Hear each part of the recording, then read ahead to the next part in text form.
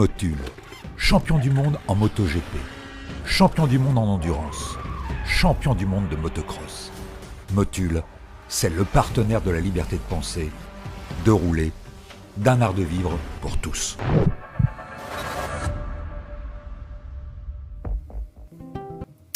Bonsoir, bienvenue dans After Sunday, l'émission qui débriefe le MotoGP. Et vous le voyez derrière moi, c'est feu d'artifice parce que bien sûr pendant 1 heure, on va parler de cet événement, de cet exploit, de ce jeune homme de 22 ans qui bouleverse la planète moto. Vous l'avez bien compris, on va parler de El Diablo, de Fabio Quartararo. Une émission évidemment particulière qui sera quasiment totalement, et ça vous le comprendrez bien évidemment, consacré à Fabio Quartararo. Avec moi sur le plateau, à mes côtés, j'ai Sébastien Poirier. Bonjour Sébastien, vous êtes le président de la Fédération Française de Moto, un président forcément heureux. Oui, forcément heureux comme tous les amoureux de moto, parce que je crois qu'on a vécu un moment exceptionnel, historique, unique, chargé d'émotions, comme seul le sport peut nous en offrir. Et c'est vrai qu'on a suivi cette course fantastique avec beaucoup d'enthousiasme, d'émotion, un assesseur émotionnel pour le coup, mais au final un titre fantastique. Ouais. Et puis on va tout de suite retrouver également en visioconférence parce qu'ils étaient à Misano, ils sont les punis entre guillemets parce qu'ils peuvent pas être avec nous ce soir. Regardez-les, ils sont avec nous. C'est Thomas Morcellino et Michel Turcot. Bonjour messieurs, comment ça va? Vas-y. Bah oui, écoute, ça va très bien. On est sur la route là, donc voilà, la lumière est pas terrible, mais bon, on est content, on est heureux. Bon, on est super content. On a vécu une journée historique et pleine d'émotions. C'était super et les mots manquent pour décrire ce qu'on a vécu hier.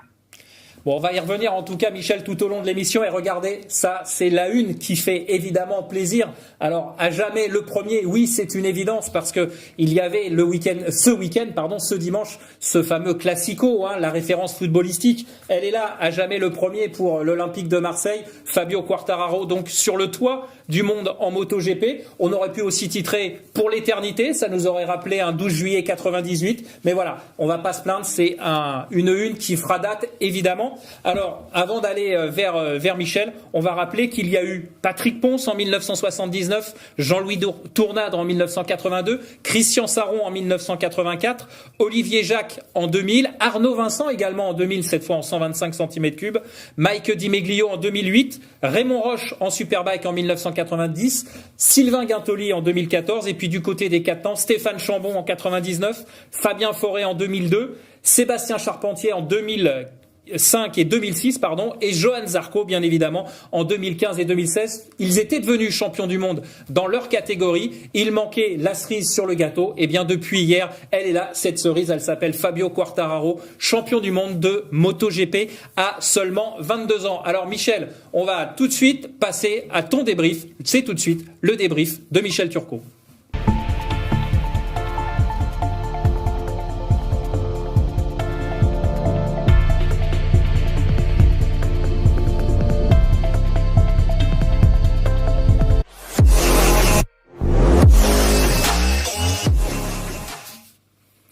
Voilà donc le débrief de Michel Turcot. Alors Michel, on va faire presque dans la logique des choses, l'image du jour. Je crois qu'on peut dire qu'il n'en a pas qu'une, il y en a des millions. Oui. Alors moi, si j'avais eu à en choisir une au-delà de la célébration et de la joie, des larmes de Fabio, parce que ces larmes, c'était énorme. Moi, l'image qui m'a touché, c'est quand il regagne le podium, quand il regagne le parc fermé sur la voie des stands, il est arrêté par toute l'équipe Ducati. Et il y a Bagnaia qui vient l'étreindre, il y a Jack Miller qui vient le féliciter, il y a Paolo Ciabatti, il y a Davide Tardozzi. Et moi, j'ai trouvé cette image hyper émouvante et qui est le symbole de la beauté de ce sport. Et voilà, moi, j'ai trouvé ça fabuleux. Ça serait pour moi l'image du week-end. D'accord. Alors, on va faire simple, Michel. Ce soir, on va faire un débrief autour de Fabio. Et avec toi, si tu le veux bien, on va refaire chronologiquement ce week-end. Alors, ce week-end de Misano, il commence le vendredi. Et entre guillemets, pour Fabio, c'est la pire des façons de commencer parce que il pleut. Alors, c'est pas tant qu'il pleut, mais il pleut, ça sèche, il fait froid. C'est pas c'est des conditions qui évoluent sans arrêt et qui sont effectivement pas les bonnes ni pour Fabio ni pour la Yamaha. Donc effectivement, ça commence assez mal. Les essais se passent pas très bien, comme tu le dis, Eric. Il se passe pas beaucoup mieux pour Pecco Bagnaia. Hein. Rappelons-le le scénario quand on arrive à Misano. Bagnaia est le dernier pilote qui peut empêcher Fabio d'être champion du monde. Ils ont 52 points d'écart, donc en gros, voilà, il faut pas que Bagnaia prenne plus de 2 points à Fabio. Donc en gros, c'est celui qui va terminer devant l'autre qui sera. Enfin, si Pecco termine devant Fabio, le titre, voilà, ça se jouera plus tard. Si Fabio va être titré à Misano, en gros, il faut qu'il batte Bagnaia. Ce qui, après les essais, on se dit, voilà, ça va pas être possible puisque, alors, je mélange un peu les pinceaux là, mais Bagnaia est lui aussi en difficulté. Il se retrouve en Q1. Donc les deux pilotes se retrouvent en Q1. Bagnaia passe en Q2, ce qui n'est pas le cas de Fabio qui termine 3e, et alors que on a deux seuls pilotes qui passent en Q2. Donc effectivement, on a une grille de départ avec Bagnaia en pole, parce qu'en plus Bagnaia, après être passé en Q2, il signe l'exploit de faire la pole. Et alors que Fabio cale, il est 15e. Donc effectivement, dimanche matin, on se dit si le titre, on verra ça à Portimao. Ça paraissait très très difficile que Fabio puisse remonter devant Bagnaia. La seule possibilité pour que Fabio soit champion à ce moment-là, c'est que Pecco commette une erreur. Et malheureusement pour lui et pour Ducati, c'est ce qu'il a fait à 5 tours. Il avait fait une super course. Il y a 5 tours de l'arrivée, il tombe. Comme Miller était tombé en début de course, les deux pilotes Ducati officiels avaient choisi un pneu dur. C'était un peu un pari. Il s'est pas avéré payant, quoi. Juste avant de revenir vers toi, Michel, président, vous l'avez suivi chronologiquement aussi ce week-end. Dans quel état d'esprit vous étiez justement, comme le dit Michel? Est-ce que vous pensiez que ça allait être reporté à Portimao, ou au fond de vous, il y avait une petite étincelle qui disait oui, ça va être. Alors nous, en tant que fédération, on était prêts évidemment pour le titre des hier. Ceci étant, évidemment, comme Michel, les essais, les conditions météo, Ducati, Bagnaia chez lui. Il y avait quand même un doute certain par rapport à la performance pour Fabio d'être devant Bagnaia. Ceci étant, on l'a vu, une erreur du pilote était toujours possible, et pour le coup, le malheur des uns a fait vraiment le bonheur de tout le pays, et c'est tant mieux pour nous. Mais c'est vrai que gagner le titre à 3 grands prix, c'est vraiment exceptionnel, extraordinaire. Michel, tu le disais, cette qualification, elle est quand même surprenante parce que c'est le contexte que tu viens de décrire, mais c'est surtout la première fois de la saison que Fabio ne passe pas en Q2, et en plus il fait son tour et il est sanctionné parce que un dépassement de limite, donc il est 15e. Sincèrement, toi qui étais avec lui tout ce week-end, qu'il connaît très bien depuis son arrivée en Grand Prix, dans quel état d'esprit il était vraiment le dimanche au moment d'être sur la grille? Il était si entre guillemets détendu que ça? On peut pas être détendu quand on joue un titre de champion du monde. Néanmoins, il avait quand même une marge. Je pense qu'il était rassuré par son avance. Même au pire, sans terminer, il gardait assez de points pour pouvoir jouer le titre. Il restait 2 courses, donc il n'y avait pas péril en la demeure, on va dire. Ouais, il y avait pas quand même une espèce d'angoisse, parce que c'est vrai que c'est la première fois qu'il partait d'aussi loin. Il est 5e ligne, si je dis pas de bêtises, 3 fois 5, 15, ouais, c'est ça, 5e ligne. Il se retrouve au milieu du paquet. On le sait qu'à Misano, le premier virage, c'est une espèce de chicane droite-gauche. Il y avait pas un peu d'angoisse quand même, peut-être pas au niveau de Fabio, mais dans son équipe? Oui, encore une fois, il y a de la tension. Il y a de la tension par rapport à l'enjeu. Après, son objectif, c'était quoi? C'était de pas faire de bêtises, d'essayer de remonter le plus haut possible dans le tableau. Il pensait qu'un top 5 était jouable, et d'ailleurs, il a rempli son objectif. Mais son objectif était de marquer des points raisonnablement, sans prendre de risques inutiles, pour être dans les meilleures conditions possibles pour obtenir le titre le week-end suivant à Portimao. Donc forcément, de la tension, de la pression par rapport à l'enjeu, quand on peut devenir champion du monde, que toute une équipe est prête, qu'on sait que la cérémonie elle est prête, les t-shirts ils sont prêts. Forcément, c'est un jour où il a dit, il peut se passer quelque chose. Il racontait même que il s'est réveillé la nuit et il rêvait il entendait la pluie. En fait, il est sorti, il pleuvait pas, c'était dans son rêve. Tout ça travaille forcément. En plus, Encore une fois, Fabio, contrairement à tous les autres pilotes qui sont aujourd'hui qui jouent le titre de champion du monde, il n'a jamais été titré ni en Moto 3 ni en Moto 2. Enfin, on reviendra peut-être sur ce sujet-là, mais depuis le dernier pilote à avoir été champion du monde en MotoGP sans avoir eu de titre dans les catégories intermédiaires et d'introduction, c'est Casey Stoner en 2007. Donc c'est un peu pour un pilote, et le dernier pilote européen il a été titré dans la classe reine qui n'avait pas été titré avant dans les autres catégories, c'est Franco Oncini en 82. Donc c'est vrai que Fabio c'est un peu un cas à part dans le sport moto européen. Est-ce que tu penses justement que quelque part le fait de ne pas avoir vécu cette situation comme tu viens de l'expliquer, pour lui, c'était un avantage ou éventuellement un inconvénient? Parce que quand on dit on a gagné un titre, on sait ce que c'est, on connaît la pression positive, la pression négative. Là, c'était un peu je pars dans l'inconnu. Toi, tu l'as senti comment? Après des championnats, il en a gagné. Hein. Il a gagné en Espagne, il a tout gagné. Il a été 2 fois champion du monde du CEV, qui est aujourd'hui le championnat du monde junior. Donc, c'est pas comme s'il avait jamais gagné un championnat. Après, je dirais il y a autant de plus que de moins par rapport à cette situation, quoi. Et je pense pas que ça allait handicaper en tout cas. Ouais. Président, vous l'avez senti comment? J'imagine que vous avez regardé la course en direct. Quand vous le voyez 15e, le départ très prudent, hein, il a été très très très prudent. On l'a vu même en caméra embarquée plusieurs fois. On est serein. Dans tous les cas, il était quand même dans une position relativement sereine parce qu'il avait beaucoup de points d'avance et la pression, c'était Baia qui l'avait. Donc c'était à lui d'aller chercher sa victoire et donc. Moi, je crois qu'on l'a vu au départ faire un départ prudent, remonter progressivement au fil des tours. Moi, je l'ai senti à l'aise, donc c'est vrai que le top 5 semblait totalement accessible.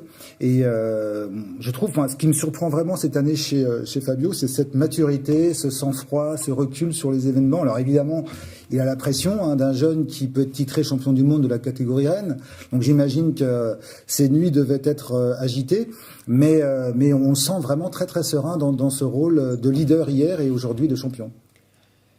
Michel, la course aussi, le fait qu'il parte 15e, c'était entre guillemets Fabio Quartararo seul contre les Ducati. C'est un scénario qu'on connaît, mais là qui devait peut-être se mettre en place encore plus, je dirais de façon plus visible. On a vu que Miller avait pris un départ protecteur entre guillemets derrière Bagnaia. Non, t'es pas forcément très d'accord avec moi?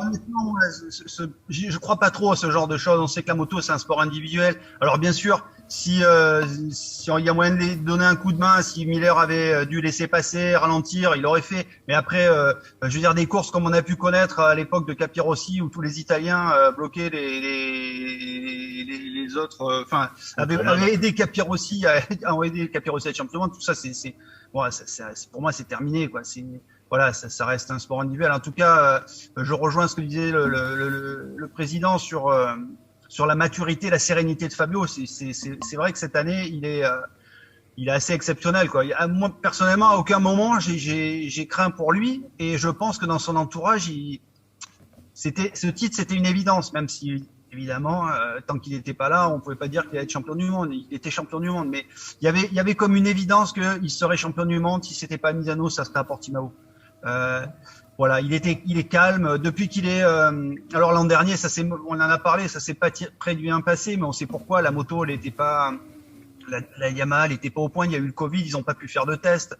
Il y a eu des problèmes de fiabilité en début d'année, ce que tout le monde a oublié. Les performances moteurs avaient été réduites. Enfin voilà, cette moto était pas prête. Lui, ayant gagné les 2 premières courses, il s'était mis en tête qu'il allait tout gagner. Finalement, ça l'a pas fait, ça l'a agacé.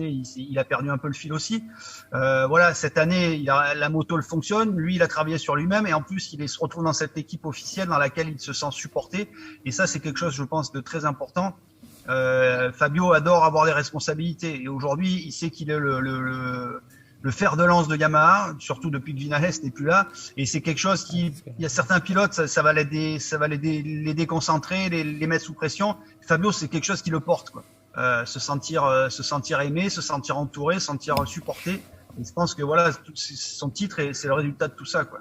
Est-ce que justement c'est intéressant ce que tu dis, Michel, comme toujours, hein, je ne remets pas en cause tes propos, mais justement le fait de voir que Viñales n'y arrivait pas, que Viñales s'est mis à douter, est-ce que là, ça l'a renforcé? Et puis pour revenir sur ce que tu disais au début de ton intervention, j'avais presque envie de dire, la victoire de Fabio, c'est aussi la victoire d'un clan. On l'a vu ce week-end. Il y avait Eric Mahé qui a été là tout au long de sa saison, qui l'a accompagné. Thomas, bien évidemment, qui est présent à ses côtés depuis pas mal d'années. Et puis il y avait sa famille aussi. C'est la victoire d'un clan vraiment pour Fabio, et c'est justement ce qui a fait la différence avec l'aspect aussi psychologique. Comme tu le disais, il aime les responsabilités, et de voir qu'il étouffait Viñales, finalement, ça ne l'a pas assis. Alors, Viñales, c'est pas les problèmes de Viñales qui l'ont assis, c'est sa réussite qui a assis Viñales. Oui, c'est ça, c'est ce que je voulais dire. Ouais, voilà, je pense que quand Viñales gagne le premier Grand Prix au Qatar, et que lui termine 5e, on peut se dire, aïe, ça commence mal. Est-ce que ce résultat va pas le perturber? En fait, le week-end d'après, c'est lui qui gagne, et parce que entre temps, il a réfléchi à ce qu'il avait pas fait bien, il a étudié ce que Viñales avait fait mieux, et au final, c'est lui qui s'impose. Donc il y a cette intelligence aussi là, cette force de caractère. Et là derrière, Viñales lui a perdu complètement le fil, parce Viñales, il perd Rossi, l'encombrant Rossi, il se dit bon, c'est moi, je vais être le patron chez Yamaha, et en fait, il se retrouve avec un gamin à 22 ans qui débarque et qui lui marche dessus. Donc lui, Viñales, c'est lui qui s'est écroulé. Pour ce qui est du clan, je pense que la famille est importante pour Fabio. Il était très heureux. C'est lui qui a demandé à ses parents, son frère, sa belle-sœur d'être là. Après, ses parents, ils sont pas là tous les week-ends. Ils étaient là parce qu'il y avait possibilité du titre, et bien évidemment, il avait envie de partager ça avec eux. Et d'ailleurs, il a son émotion, ses pleurs. Il a beaucoup parlé de ses parents, notamment. On l'a pas très vu en France, mais au télé espagnol, quand il a eu des questions sur sa famille, il s'est effondré en larmes, ce qui était super émouvant, parce que voilà, il sait que s'il est là, c'est parce que ses parents ont fait d'énormes sacrifices quand il était gamin. Ouais, les fameux voyages en utilitaire avec son père pour aller sur les championnats, les courses en Espagne, et les sacrifices, comme tu le racontes si bien dans ton livre, où il dormait dans le camion pendant que papa conduisait pour rentrer en France ou aller sur les circuits. Voilà, la maman qui est restée seule avec le frère parce qu'elle travaillait, les coiffeuses, elle travaillait le samedi. Bref, c'était une vie de famille. Ils ont sacrifié leur vie. C'est pas du tout ça. Enfin, ils ont sacrifié une partie de leur vie pour que Fabio, vive sa passion à fond et réussisse. Donc voilà, aujourd'hui, je pense qu'il avait envie d'associer ses parents à sa réussite. Après, le clan Fabio aujourd'hui, c'est Tom, c'est Eric Mahé, et puis c'est aussi toute cette équipe Yamaha qu'il a fédérée autour de lui. Il a emmené dans l'équipe Factory tout le groupe qu'il avait constitué pendant ces 2 années chez Petronas, son chef mécanicien, son responsable d'acquisition de données, des mécaniciens qui se sentent bien. Il est arrivé avec eux, il a récupéré Bernard Ancio et un deuxième pilote qui était avec Rossi. C'est ce groupe-là qui est. D'ailleurs, il les a fait monter avec lui sur le podium. Ouais, c'était très sympa d'ailleurs. Hein. Et il a cette force qu'ont eu avant lui des garçons comme Rossi ou comme Marquez. Un ancrage familial qui est important, des valeurs qui ont été inculqués depuis son enfance, et autour de lui un groupe qui le soutient, où il se sent surtout en confiance, quoi. Ça c'est super important, je pense. Alors après, j'ai une autre question un peu plus générale. On a l'impression que ce titre, en fait, il a fait plaisir à tout le paddock. Tu vois ce que je veux dire? C'est que des fois, on a souvent des clivages. Bon, on se rappelle les bagarres Rossi, Giberno, Douane, Crivillier, Marquez aussi, qui à force de dominer avait un petit peu revenait sur des images un peu négatives. Là, on a l'impression que Fabio a fait l'unanimité. Je pose d'abord la question au président, et après on revient vers toi, Michel. C'est aussi votre sortie. Vous êtes déplacé au Grand Prix de France, notamment, président. On a vraiment l'impression que, comme le disait Michel, on va encore le dire, ce gamin, en fait, il fédère autour de lui des ondes positives, et tout le monde semble satisfait pour lui. Mais je crois que c'est exactement ça, c'est-à-dire que c'est un garçon qui fait plaisir à voir. Il apporte une fraîcheur, comment dirais-je, il est très positif, il fait plaisir à voir parce qu'il est heureux. On le sent heureux, et donc c'est un bonheur qu'il partage. Et c'est vrai que entre Johan qui est allé le féliciter tout de suite, entre Rossi qui est allé aussi prendre le temps de le féliciter, ça ça se transparaît parce que je pense que c'est un garçon qui est sain, qui est bon, qui est généreux, qui triche pas avec personne, et je crois qu'il est apprécié par tous les pilotes du paddock comme par les teams, parce que justement il est dans cette logique saine et il fait plaisir à voir et ça se ressent. Michel, tu confirmes aussi cette impression qu'on avait derrière l'écran, où finalement on avait une unité du paddock autour de Fabio. Tout à fait. Je pense que c'est quelqu'un qui est apprécié. Voilà, comme cela vient d'être dit, il prend plaisir à faire ce qu'il fait. Il sait qu'il a la chance de vivre la vie dont il rêvait, et il en est conscient et il le montre. Il est heureux de faire de la moto et de vivre de sa passion, et voilà, il exprime. Avec ça, c'est un garçon qui parle couramment l'espagnol. Il a vécu en Espagne. Enfin, il a passé énormément d'années en Espagne, donc les Espagnols l'adorent. Les Espagnols sont contents finalement d'aimer un pilote qui n'est pas espagnol, parce qu'ils en ont tellement que ça change un peu. Voilà, il parle espagnol, italien, anglais, français. Il est à l'aise avec tous les journalistes.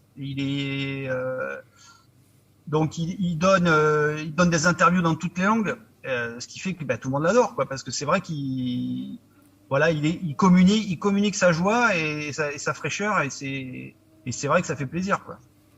Alors maintenant, au niveau purement sportif, on va dire, toi, de ton analyse, puisque tu as suivi quasiment toute la saison, hormis quelques petits déplacements liés à la crise sanitaire, à quel moment tu penses que ça a vraiment basculé pour lui dans la course au titre? Attention, fais pas basculer la fenêtre. Hein. Non, on essaie de s'éclairer un peu. Lui dit que le moment clé, c'est sa victoire en Italie. Quand Bagnaia tombe, lui gagne. Après, la clé, c'est qu'il a été régulier, c'est ce qu'il dit. Hein. En 2019, il avait été performant pour sa première année. L'an dernier, il a été performant, mais très très irrégulier. Cette année, il est performant et régulier. C'est le seul pilote qui finit dans les points à chaque fois. Même quand il a des problèmes, il arrive à marquer des points. Il lâche pas l'affaire. Jerez, il a en tête, il a son problème de syndrome d'éloge qui l'oblige il arrive plus à freiner, il arrive plus à accélérer, il rétrograde, mais il arrive à accrocher 3 points parce qu'il finit 13e. Quand il a son problème de combinaison, il aurait pu lâcher l'affaire. Non, il se bat, il finit 4e. Bon, après, il est déclassé, il est 6e, mais il marque des points tout le temps, quoi. En Allemagne, il est en difficulté, il arrive aussi à sauver la 6e place de mémoire. Voilà, c'est cette régularité, ce combat qu'il a livré en permanence, quoi, qui ont fait la différence. Donc, bon, lui il dit que c'est le moment clé, c'est l'Italie. Pour moi, il y a pas vraiment. Il était en tête après le Qatar 2 ou après Jerez. Il a perdu brièvement la tête du championnat. Il a reprise au mois de mai en France, et puis il a pu lâcher, quoi. Donc voilà, c'est une saison parfaite, on va dire. Hein. Alors parce justement. Ouais, vas-y. Ouais, s'il n'avait pas eu son problème de bras, bon après avec des scies on coupe du bois, mais s'il n'avait pas eu son problème de bras à Jerez, il aurait pu gagner la course. Donc idem à Barcelone, sans son problème de combinaison, il pouvait faire au moins 2e derrière Oliveira. Il aurait pu être champion du monde à Austin. Ouais, c'est ce que disait le président tout à l'heure. Il faut pas oublier qu'il est champion du monde à 2 grands prix de la fin, et c'est pas souvent le cas. On reparlera statistiques avec Thomas dans quelques instants. Maintenant, la dernière question pour le débrief, Michel, qui est évidente, c'est est-ce que ce titre peut en amener d'autres? Et est-ce que 2022, avec, on le voit, Bagnaia qui a vraiment franchi un cap maintenant, Marquez qui semble retrouver une certaine forme physique, même s'il y a encore quelques incertitudes. Comment tu vois ça, toi, pour 2022? Et est-ce que lui en a parlé aussi un petit peu? Et qu'est-ce qu'on peut attendre justement de ces 2 derniers Grands Prix? Ça fait beaucoup de questions. Ouais.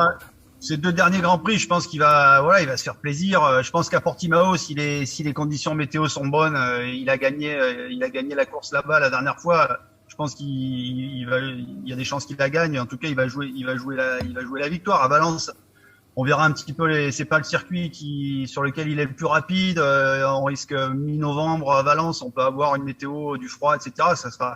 Ça va être ouvert, mais bon, voilà, de toute façon, il n'y a plus d'enjeu. Ce qu'il va essayer de faire, c'est de gagner. Après, est-ce qu'il va s'installer dans la durée? Bon, ça, c'est la question que tout le monde se pose. Ce qui est certain, c'est qu'il a toutes les qualités pour le faire. Il a 22 ans, Il est pilote d'usine, il a le talent qu'on connaît, il a prouvé qu'il avait, c'est pas un titre à l'arrache, hein, il n'a pas profité des problèmes des uns et des autres. Bien sûr, Marquez était blessé. Rappelons quand même qu'en 2019, quand Marquez n'était pas blessé, il a été le seul alors que lui débutait, il a été le seul à bagarrer jusqu'au dernier virage. Et il est le premier à dire, j'espère qu'un prochain Marc va revenir parce que les batailles que j'ai pas gagnées, j'ai envie de les gagner. Donc voilà, ça sera le client. Il a pas envie de rester sur ce titre-là. Il a envie de s'installer dans la durée. On sait que c'est un pilote qui aime le sport. Il admire des champions, que ce soit Hamilton en F1 ou des footballeurs. Enfin, il a envie de devenir une légende de son sport. Il l'a dit. Donc pour devenir une légende et succéder à Valentino Rossi, il va tout faire pour ça. Ses adversaires, tu l'as dit, Bagnaia qui a fait une super saison. On peut pas lui reprocher d'être tombé. Il fallait qu'il essaye de gagner cette course. Il avait Marc Marquez derrière lui et il a pris des risques. Bon, voilà, ça c'est mal passé, mais Pecco fait une super belle saison. Il a vraiment progressé par rapport à l'an dernier. Il a une super moto. Marquez, j'ai eu la chance de discuter un petit moment avec lui après la course. Il disait qu'il était super content de sa victoire-là, la plus importante que celle d'Austin, parce que c'était pas un virage qui tournait à gauche. Il y avait beaucoup de virages à droite et il sent qu'il progresse. Et je pense que l'année prochaine, il a envie de revenir. Ça le fait marrer de se retrouver avec la nouvelle génération aussi, parce que c'est de nouveaux adversaires pour lui. On aura peut-être aussi Bastianini dans l'avenir qui va venir jouer devant. Il y a vraiment une nouvelle génération qui se met en place. Et Fabio a tout pour devenir un des principaux animateurs de la décennie qui arrive, quoi.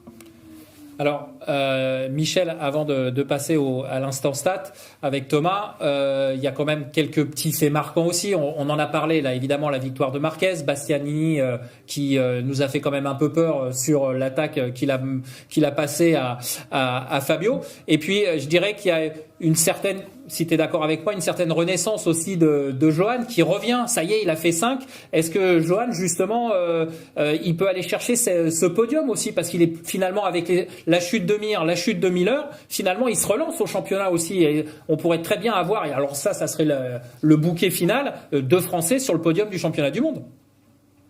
Bah, pourquoi pas. De toute façon, Johan a prouvé qu'il avait les capacités et le talent pour y arriver. Il a fait une première moitié de saison fantastique. Après, c'est vrai qu'il a perdu le fil. Je pense qu'il s'est un peu trop mis la pression. Je pense aussi que les résultats de Fabio, même si très honnêtement, je pense qu'il est content qu'il y ait un Français champion du monde. Il aurait quand même préféré que ce soit lui. Donc tout ça, il s'est un peu miné le moral tout seul. Et on sait que c'est aussi, ça peut être aussi une des faiblesses de Johan. À lui de faire un peu le ménage, de se mettre les idées au carré cet hiver et de repartir en 2022 comme il a démarré la saison 21. Et puis après, on reviendra justement sur Johan avec le président, parce qu'il y a d'autres thèmes qu'on va aborder. Et puis le dernier fait marquant de ce Grand Prix de Misano, c'est bien évidemment la dernière de Rossi devant son public, Michel. Ouais, regarde, tiens, on a ramené le drapeau. Nous. Ah. Et je t'ai vu aussi, tu as posté sur les réseaux sociaux, tu avais un très très beau t-shirt, Grazie Vale. Ouais, il y a un journaliste de la télé grecque qui avait organisé un petit événement. Enfin voilà, on a fait faire des t-shirts Grazie Vale et tous les journalistes qui sont là depuis longtemps, on est allé lui faire une petite surprise. C'était très sympa. On a fait des photos avec lui. On a reparlé un petit peu de ses 26 saisons et des souvenirs qu'on a pu partager avec lui. C'était c'est quand même un monument qui va prendre sa retraite. Moi j'ai commencé un peu avant lui. J'espère continuer après lui, mais la carrière de Valentino Rossi, ça aurait été ma carrière professionnelle. Donc forcément, à titre personnel, je suis touché par son départ. Ce qui est marrant, c'est de voir encore une fois tout un symbole. C'est Fabio qui est titré dans le jardin de Valentino Rossi le jour où lui dit adieu à son public, sachant qu'il lui a succédé cette année dans l'équipe officielle. C'est une belle passation de pouvoir et j'espère, on peut que souhaiter que Fabio marche sur ses traces. Ouais, à la limite, c'était presque dommage. Enfin, je sais pas si vous l'avez perçu comme ça sur place, parce que il y avait évidemment la joie et évidemment, on peut le comprendre, de Fabio qui célèbre son premier titre. Et puis de l'autre côté, il y avait cette cérémonie un petit peu de commémoration autour de Rossi. Et à la télé, c'était un peu brouillon, tu vois. C'est les images qui se télescopaient et on aurait presque voulu, entre guillemets, que le titre se joue à Portimao pour laisser place justement à Rossi. Alors exactement. Alors là, je vais témoigner un peu personnellement. Je t'avoue que quand Pecco est tombé, on a vu de la joie éclater dans les garages Yamaha. Moi, j'ai eu du mal sur ce moment-là. Et je me disais non, c'est dommage que ça se finisse comme ça. C'est dommage d'être heureux parce que finalement un titre se joue parce qu'un pilote est tombé. C'est dommage aussi. Moi, j'aurais préféré que Fabio soit titré un peu plus tard pour profiter effectivement de cet événement des adieux de Rossi à son public. Bon, après tout ça, l'émotion, elle est venue. On l'a partagé avec Fabio, avec ses parents. C'était bon, bref. Mais en tout cas, ce qui a touché aussi Fabio, c'est que le public, tous les supporters de Valentino l'ont acclamé. Et ça lui a vraiment fait chaud au cœur parce qu'on rappellera que Rossi, c'est l'idole de Fabio quand il était gamin. C'est lui qui lui a donné envie de faire de la moto, de devenir pilote de Grand Prix. Donc il y avait et Valentino l'a félicité aussi dans le Tour d'honneur. Ils se sont retrouvés tous les deux. Donc voilà, il y a des choses qu'on n'a pas vues forcément à la télé, mais que eux ont vécu et qu'ils n'oublieront pas, quoi. En tout cas, Fabio. Président, le départ, et comme le disait Michel, le départ de Valentino Rossi, c'est un monument qui s'en va. C'est un vrai gros chapitre de l'histoire du MotoGP et des Grands Prix qui se tournent. Ça vous laisse quel sentiment, vous ? Écoutez, alors moi je suis... D'abord, il ne faut pas qu'on goûte notre plaisir. Je pense que Fabio a gagné, il a été titré. Les images se sont entrechoquées en effet, entre un départ et aussi une consécration. Il faut y voir du sens. Moi, je crois que il a été titré en Italie, chez Valentino, dernier Grand Prix. Oui, il y avait ce parallèle, mais c'était plutôt dans la symbolique. Je trouvais ça assez intéressant de voir le départ d'un grand champion qui va quitter les Grands Prix. On s'inquiétait il y a encore quelques mois de savoir comment est-ce que le MotoGP allait fonctionner, vivre sans Valentino Rossi, en tout cas en tant que pilote. Et aujourd'hui, je trouve que les choses se font naturellement. Ça veut dire que naturellement, eh bien, on a une nouvelle génération de pilotes qui arrive. On a vu un championnat fantastique animé par cette nouvelle génération. Et je crois que c'est le sens de l'histoire et le sens de la vie, tout simplement. Et je crois que Valentino restera dans l'histoire de son sport, évidemment, et dans le monde du sport moto, parce que c'est vraiment une légende. Et c'est ce qu'il faut conserver. Il a réussi à faire la fête en même temps qu'il y avait un titre de champion du monde. Donc c'était assez festif. Et je dirais que c'était de l'émotion plutôt positive. Alors, vous parliez de transmission, Président. Justement, on va transmettre le relais à notre ami Thomas, parce qu'on passe maintenant à l'instant stat de Thomas.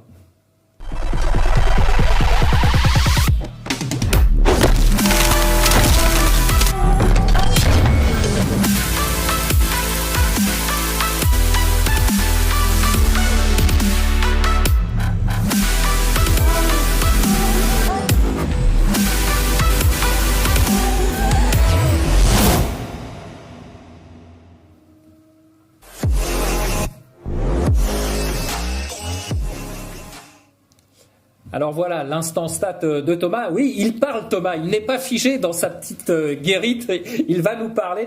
Thomas, évidemment des stats liées à cette consécration de Fabio. J'imagine qu'il y a énormément de chiffres à faire tourner ce soir. Ouais, écoute, j'en ai sélectionné quelques-uns, donc on va plutôt, là, on va d'abord commencer par la précocité. Donc Fabio rentre dans le top 10 des champions du monde les plus jeunes en catégorie reine. Donc il est en 6e position et il surpasse, encore une fois une symbolique, il passe juste devant Valentino Rossi. Et il s'intercale donc entre John Surtees et Valentino Rossi, donc en 6e position. Et si on reste dans l'ère MotoGP, il devient le 3e plus jeune champion du monde en MotoGP, derrière Marc Marquez et Casey Stoner. Donc il rentre en tout cas dans le cercle quand même privilégié de pas mal de pilotes renommés. Et ensuite, si on se restreint à Yamaha, c'est le plus jeune champion du monde pour Yamaha en catégorie reine. Donc ça aussi, il surpasse Jorge Lorenzo qui est venu le féliciter d'ailleurs. Oui, on l'a vu, effectivement. Ouais. Et en plus, ça c'était peut-être ta stat, mais le dernier titre de Yamaha, c'était 2015, si je dis pas de bêtises. Oui, c'est ça, tout à fait. J'allais y venir justement. Vas-y.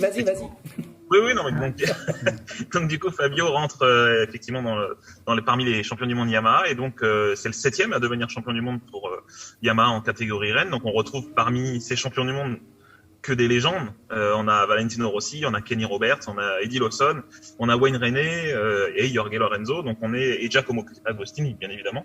Donc on a quand même pas mal de pilotes renommés, et donc Fabio Quartararo rentre dans ce club fermé.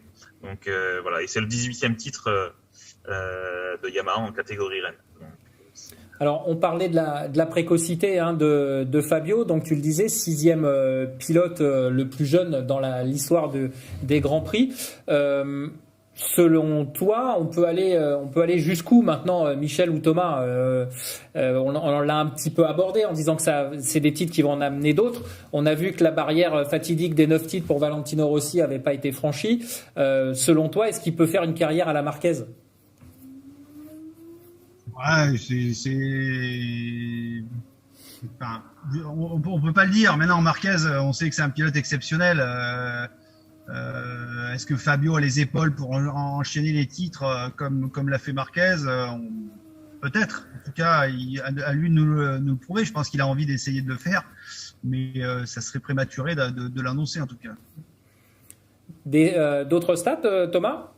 Ouais, bah écoute, un petit chiffre intéressant, c'est le premier titre français, mais c'est surtout c'est le premier titre différent de l'Espagne. En fait, depuis 9 saisons consécutives, on n'avait que des Espagnols champions du monde, et c'était la plus longue séquence de l'histoire pour une même nationalité en catégorie Rennes. Et donc Fabio Quartararo met un terme à cette séquence. Du coup, la France devient la 7e nation, le 7e pays différent à être titré en catégorie Rennes. Donc ça fait aussi très peu. Le dernier, c'était Stoner. Non, il y a eu. Oui, c'est ça, Stoner en 2011. Oui, c'est ça. Nos amis ibériques vont bien dire que c'est le plus espagnol des Français, Fabio. Oui, bah après pour la petite histoire, justement, nos amis ibériques aussi ont souligné le fait que en 99, l'année où Fabio Quartararo est né, c'est Alex Crivillier qui était titré, et lui, c'était le premier champion du monde espagnol. Donc, ouais. tu vois, et lui mettait un terme à une longue domination américano-australienne. C'est ça. Donc, voilà, encore une symbolique, c'est marrant les chiffres. Voilà. Ok, c'est tout, Toto? Bah, j'en ai d'autres. Après, après, ça a été un peu spoilé tout à l'heure, mais ça y est, il commence. Non, mais effectivement, c'est Fabio, il rentre aussi parmi les 17 pilotes à être titrés sans être titrés dans les catégories inférieures. Ouais. Donc, parmi eux, on retrouve forcément Freddie Spencer, Franco Uccini, Kevin Schwantz, Mick Doohan, Kenny Roberts Jr., Kenny Roberts Senior, Nicky Hayden, Casey Stoner. Donc il y a plein de pilotes comme cela, et très peu d'Européens, puisque du coup, pour remonter, comme disait tout à l'heure Michel, il fallait remonter pour en retrouver un. Il fallait remonter en 82 avec Franco Uccini. Mais avant Franco Uccini, il y a eu Marco Lucchinelli, et par exemple Barry Sheene, Libero Liberati. Enfin, voilà, des gens, des pilotes aussi très connus. Je sais, mais. Très bien, merci Thomas pour ces stats. De toute façon, au fur et à mesure, il reste encore 2 Grands Prix. On n'est pas à la fin de la saison, donc forcément il y aura des choses qui reviendront. Mais c'est clair que Fabio va bousculer un petit peu les lignes. Merci pour cet instant stat. Merci pour le débrief, Michel. Vous restez avec nous parce que maintenant on va passer la parole à notre invité, Sébastien Poirier, le président de la Fédération française de motocyclisme. Place à notre invité.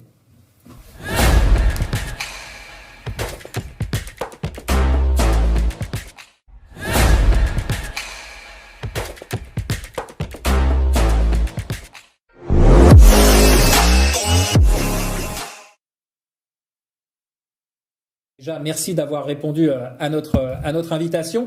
Donc, on le disait au travers des propos de Michel, Fabio Quartararo a jamais le premier, un coup de projecteur énorme pour la moto. C'est votre premier mandat en tant que président. Tous les feux sont ouverts pour vous, mais ça implique quelques responsabilités finalement. Bien sûr, ça engage parce que, en effet, le titre de Fabio constitue une caisse de résonance extraordinaire pour la moto française. Mais on nous répète souvent d'ailleurs que c'est le plus espagnol des Français pour marquer le fait qu'il est parti très très jeune en Espagne pour parfaire sa formation. Donc le travail que nous on va mener avec l'ensemble de nos motoclubs, nos ligues régionales, nos comités départementaux, c'est justement d'offrir la possibilité à nos jeunes de rester le plus longtemps possible en France dans des filières que qu'on a retravaillées, qui existaient par le passé, mais qu'on va développer, qu'on va promouvoir, qu'on va peut-être mieux identifier en termes de catégories pour avoir une vision nationale des différentes catégories. Et donc c'est le travail que l'on mène cet hiver, que l'on a posé à travers un document synthétique début octobre. Et donc il passe par des écoles labellisées, identifiées vitesse, à travers aussi le développement de l'homologation de pistes de karting. Donc on travaille avec nos homologues de la FFSA pour savoir sous quelles conditions on peut autoriser des jeunes à rouler sur un circuit de karting. Donc de la proximité, c'est important.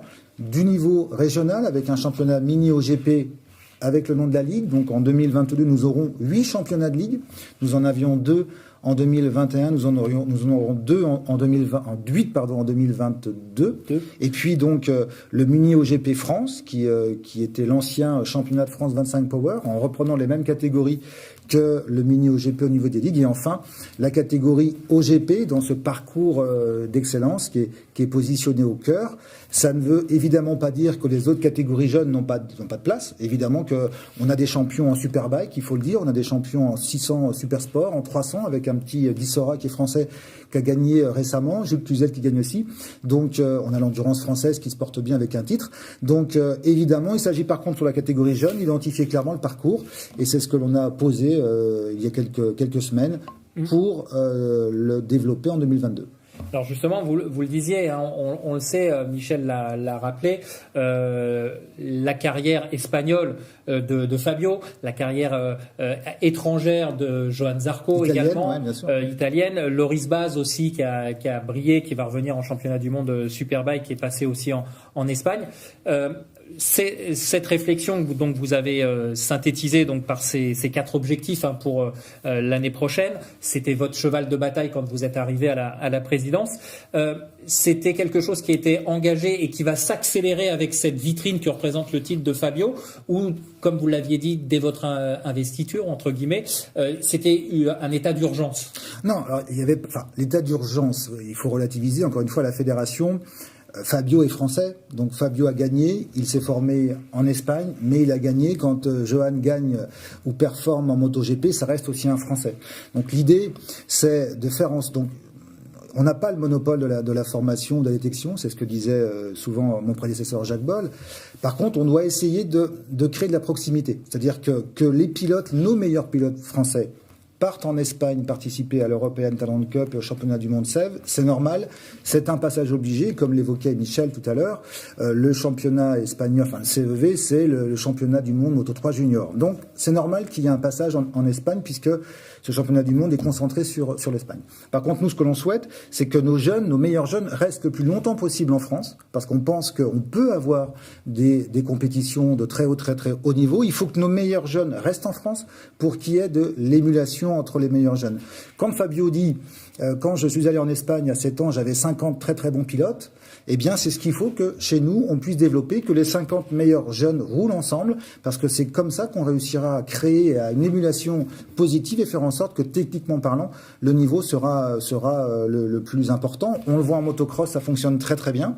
Donc on essaie de dupliquer et de regarder ce qui fonctionne bien à l'étranger, et puis aussi de parfaire notre expérience à travers d'autres championnats, d'autres disciplines, ce qui est le cas aujourd'hui. Donc moi je crois beaucoup à ces épreuves de proximité, pistes de karting, mini-moto, au plus proche de chez soi, des championnats structurés et cohérents sur tout le territoire, régionaux puis nationaux, et ensuite le championnat de France Superbike avec la catégorie OGP, que l'on va totalement revoir en 2022, puisque on sera sur un pneumaticien unique Bridgestone qui est le même que l'European Talent Cup. On sera sur des boîtiers uniques également. On aura une catégorie Moto3 qu'on va promouvoir à travers la NSF 250 Honda. Tout ça pour être le plus proche possible de la catégorie ETC, faire en sorte que nos meilleurs jeunes, lorsqu'ils iront s'essayer en European Talent Cup, eh bien, ils soient le mieux armés et le plus entraînés possible avec le même matériel. Tu voulais réagir, Michel ? Ouais, moi j'aurais une question à poser à notre président. Fabio est parti courir en Espagne quand il avait 6-7 ans, parce que à cette époque-là, dans les années 2000, les compétitions étaient fermées on va dire aux enfants en France. Aujourd'hui, vous les ouvrez. Et à côté de ça, il y a eu des annonces ce week-end à Misano, faites par la FIM. On va relever les limites d'âge suite aux 3 accidents mortels là, qui ont émaillé cette saison. Donc, à terme, on débutera en Grand Prix à 18 ans. Alors que Fabio a débuté, il avait seulement 15 ans. Donc, comment vous situez un petit peu vos actions par rapport à ces questions de sécurité avec des mineurs? C'est quand même un sujet extrêmement sensible. On sait que la FFM était très très réservée sur tout ça. On vient d'en parler. Pour cela, Fabio est parti courir en Espagne. Donc, comment vous voyez un peu les choses? Alors, oui, nous, on n'est jamais tombé dans le jeunisme par le passé, parce qu'on considérait que il y a un temps pour tout, et les motos sont très performantes aujourd'hui, y compris les meilleures motos dans les catégories jeunes, en tout cas en ETC, championnat d'Europe. Et donc la fédération, elle, on a développé des catégories jeunes. Donc aujourd'hui, on peut démarrer la compétition à 7 ans en France, mais sur des cylindrées qui sont très très encadrées, dans des conditions qui sont bien spécifiques. Et donc en vitesse, on ne peut débuter la compétition que sur des pistes de karting à 7 ans, avec des machines adaptées. Et nous, en effet, on privilégie le temps de l'expérience. C'est clair. On nous faisait le reproche que nos meilleurs jeunes partaient trop tard participer à l'European Talent Cup. Aujourd'hui, on a Gwen Jabani qui a 16 ans, qui a participé au titre de l'équipe de France à l'European Talent Cup, et on lui disait mais à 16 ans, il est trop tard. Je crois que cette modification des âges permettra en effet d'être beaucoup plus raisonnable par rapport à ces étapes-là. Je pense en effet qu'en European Talent Cup, envoyer des très jeunes, eh bien, il faut leur laisser le temps de grandir, de s'approprier les machines. Et pour ne rien vous cacher, ça abonde plutôt dans le sens qui était celle de la fédération sur ce jeunisme à éviter, et je crois qu'un champion qui gagne à 16, il y a des contre-exemples comme Fabio qui sont hors normes en termes de parcours, mais combien de jeunes performent à 15 ans pour le nombre d'Espagnols qui à 14 ans ou 15 ans roulaient en Espagne. Donc je crois que cette évolution de la règle est bonne. Je crois également qu'il faut que les instances internationales s'approprient les éléments de sécurité durant les compétitions et sanctionne aussi tous les comportements antisportifs ou dangereux qu'il pourrait y avoir en course, parce qu'on l'a vu, malheureusement, cette année, ça ne pardonne pas. Alors, tout n'est pas lié à ça. Il faut aussi reconnaître qu'il y a une loi des séries qui est monstrueuse, parce que 3 accidents mortels de 3 jeunes dans 3 championnats différents. Il y a aussi, malheureusement, l'accident fait partie du risque. On aura un pilote qui chute devant un autre. Ça peut évidemment avoir des conséquences terribles, et ça, on aura du mal à l'éviter. Mais en tout cas, cette fin ou ce frein au jeunisme, et mettre une règle claire quant à un passage à 18 ans pour tous les championnats du monde, ça me paraît cohérent, et ça me paraît de juste responsabilité. Voilà. Aujourd'hui, le championnat de France, par exemple, on parlait de la catégorie OGP, mais les catégories du championnat de France vont se calquer sur cette nouvelle réglementation. Est-ce qu'il va y avoir des adaptations? Est-ce que, par exemple, en 600 Supersport, il faudra attendre 18 ans, ou est-ce que ça va rester comme c'était cette année? Nous, on a un congrès ce week-end où toutes les commissions sportives vont se réunir. Ça sera débattu. 16 ans en 600 Supersport, aujourd'hui, ça nous paraît être acceptable dès lors qu'on est en championnat de France. La difficulté, c'est de passer le cut du championnat du monde, et ce cut-là, le passer à 18 ans, ça nous paraît totalement acceptable, et sans avoir besoin de modifier en tout cas cet accès à 16 ans en Supersport 600. Thomas, tu voulais poser une question, je crois. Oui, donc il y a quelques années, j'avais posé la question à Carmelo Espeleta de la Dorna. Il y a une initiative qui est faite, un programme qui est fait par la Dorna qui s'appelle Road to MotoGP, avec plusieurs coupes de promotion un peu à travers le monde, l'Asia Talent Cup, la British Talent Cup, la Northern Talent Cup, la Red Bull Rookies Cup, pas mal d'initiatives. Et je lui avais demandé, est-ce qu'on pourrait imaginer à terme la French Talent Cup, par exemple. Et lui m'avait répondu, pourquoi pas si la France nous le demande. Et du coup, est-ce que ça pourrait être une idée, juste avoir votre avis là-dessus? Alors, Aujourd'hui, vraiment, alors, on en vient tranquillement parce que avec l'objectif Grand Prix qu'on positionne comme étant le dernier échelon avant de basculer en ETC ou avant de partir en championnat du monde 300 Supersport, ou en endurance ou sur d'autres filières, on le positionne comme étant l'excellence de la catégorie jeune. On a pour ambition dès 2023 d'être sur une monomarque identifiée pour justement se préparer à l'European Talent Cup.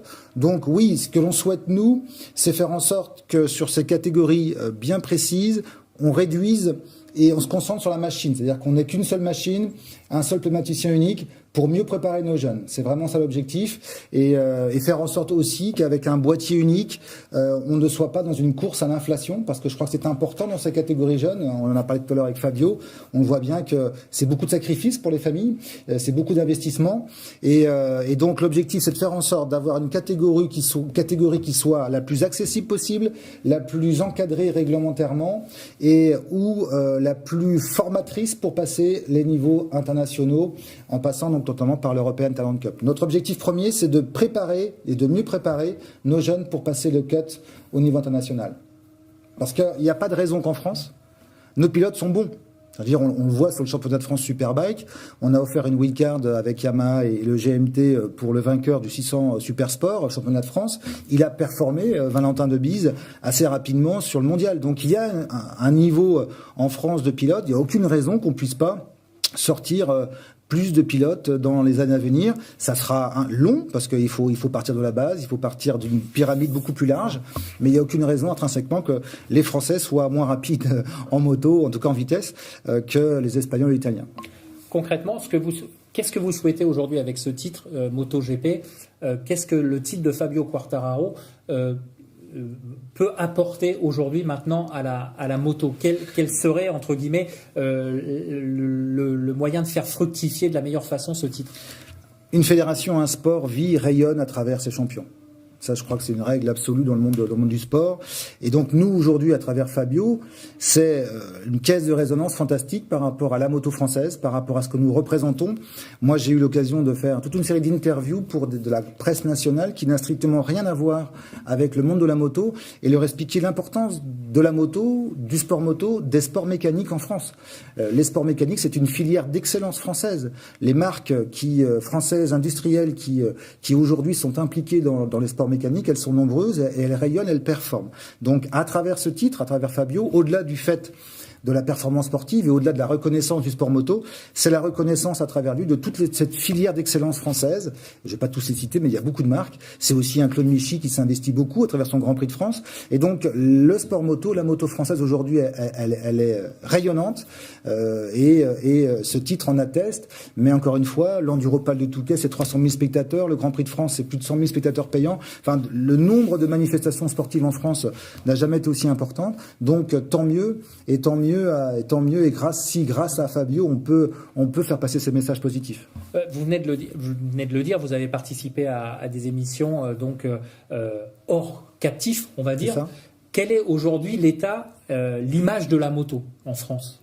Alors, je ne sais pas si vous avez suivi, il y a eu un sondage RTL ou Doxa, Kenéo, il n'y a pas très longtemps, qui attestait que 57% des Français avaient une bonne image de la moto et que le nombre de personnes intéressées par la MotoGP avait doublé en quelques mois à travers les résultats de Fabio. Alors après, il y a encore une image négative qu'il faut combattre, c'est la dangerosité. Et puis aussi, c'est le côté pollution sonore. Je crois qu'aujourd'hui, les deux thématiques qui nous font vraiment beaucoup de mal en termes d'image, c'est la dangerosité et la pollution sonore. Sur la dangerosité, il faut relativiser. Je pense qu'on est sur une tendance positive. On n'a jamais eu autant de deux roues aujourd'hui en France, sur la voie publique. Et quand on ramène les stats au nombre de deux roues, je pense qu'on est totalement dans une notion acceptable. Quant à la partie sportive, justement, il faut que nous, fédérations, on dise très clairement, tu veux rouler vite, ta ville, c'est pas un circuit, va sur un circuit de motocross, fais du trial, fais de l'enduro, fais de la CCP. En tout cas, la Fédération française de moto, aujourd'hui, est en capacité de t'accueillir avec beaucoup de plaisir pour que tu puisses t'amuser en toute sécurité. Très bien.